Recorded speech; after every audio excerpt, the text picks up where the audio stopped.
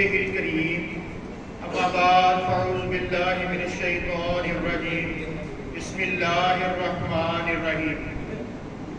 معزز جج صاحبان اور میرے عزیز ساتھیوں، السلام علیکم ورحمۃ اللہ وبرکاتہ۔ میری گزارشات کا عنوان ہے کہ اللہ تعالیٰ سے تعلق کی کیا اہمیت ہے۔ کوئی کہتا ہے مجھے نوکری مل جائے، کوئی کہتا ہے میرا بیٹا ہو جائے، کوئی کہتا ہے میں امتحان میں کامیاب ہو جاؤں، تو کوئی کہتا ہے میرے گھر کے حالات بہتر ہو جائیں۔ کبھی کوئی خاتون کہتی ہے کہ میرا شوہر مجھ سے جھگڑا نہ کرے، تو کبھی کوئی شوہر کہتا ہے میرے لیے دعا کریں کہ میری بیوی تابعدار ہو جائے۔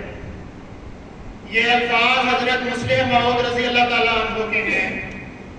آپ کہتے ہیں کہ یہ جتنی گزارشات ہیں، جتنی دعائیں ہیں، یہ ساری انسان کے اپنے تعلق رکھتی ہیں، اپنی ذات سے تعلق رکھتی ہیں، مگر یہ کوئی دعا کے لیے نہیں کہتا کہ میرے لیے دعا کریں مجھے خدا حاصل ہو جائے۔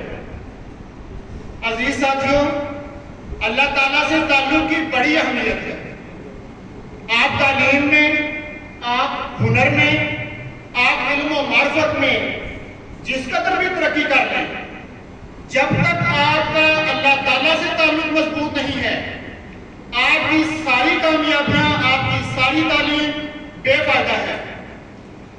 اللہ سے کرے دور جو تعلیم بھی فتنہ، اللہ سے کرے دور جو تعلیم بھی فتنہ، املاک بھی اولاد بھی جاگیر بھی فتنہ، نہ حق کے لیے اٹھے جو شمشیر بھی فتنہ، شمشیر ہی کیا نعرہ تکبیر بھی فتنہ۔